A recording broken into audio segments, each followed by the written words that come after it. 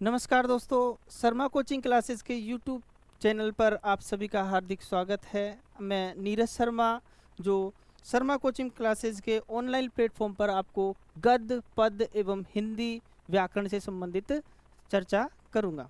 ठीक है, देखिए आज हम जिस टॉपिक के ऊपर चर्चा करेंगे सूरदास जी के पे, वो हमारे बहुत ही महत्वपूर्ण टॉपिक है जिसमें हम बात करते हैं सूरदास जी से संबंधित। तो देखिए दोस्तों, सूरदास जी का जो जन्म है 1478 ईस्वी में इनका जन्म हुआ। और इनका जन्म स्थान के बारे में हम चर्चा करें तो कई विद्वानों में अलग अलग मत हैं, भेद हैं। कुछ विद्वान इनका जन्म स्थान मथुरा के निकट रुनुकता या रेणुका क्षेत्र को मानते हैं, तो कुछ विद्वानों का मानना है कि इनका जन्म दिल्ली के पास सिही ग्राम में हुआ था। ठीक है, निवास स्थान से संबंधित अगर हम चर्चा कर लेते हैं तो निवास स्थान जहाँ ये रहते थे गऊ घाट, जो मथुरा व वृंदावन के मध्य का एक क्षेत्र था।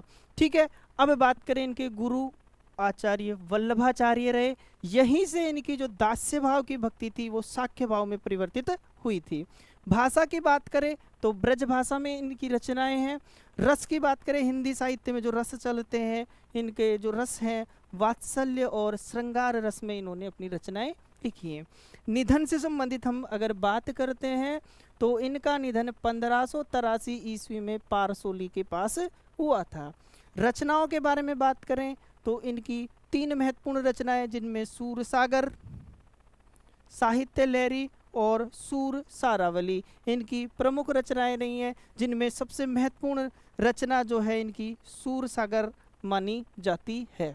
ठीक है, आगे अगर हम बात करते हैं तो देखिए प्रारंभ में इनकी जो मैंने कहा अभी समझाया था कि दास्य भाव के पास इन्होंने अपनी रचनाएं लिखी। बाद में जब आचार्य वल्लभ से ये दीक्षित हुए उसके बाद में इनकी भक्ति का भाव है जो दास्य से साख्य भाव में परिवर्तित हो गया। भ्रमर गीत से जो सूरदास जी का जो ये भ्रमर गीत रचना है, सूरदास जी की प्रसिद्ध रचना सूर सागर के 10वें स्कंद से लिया गया है। भक्ति काल में अगर बात करें तो ये सगुण भक्ति धारा के कवि रहे हैं। ठीक है, और मुक्तक काव्य के लेखकों में सूरदास जी एक सर्वश्रेष्ठ कवियों में से रहे हैं।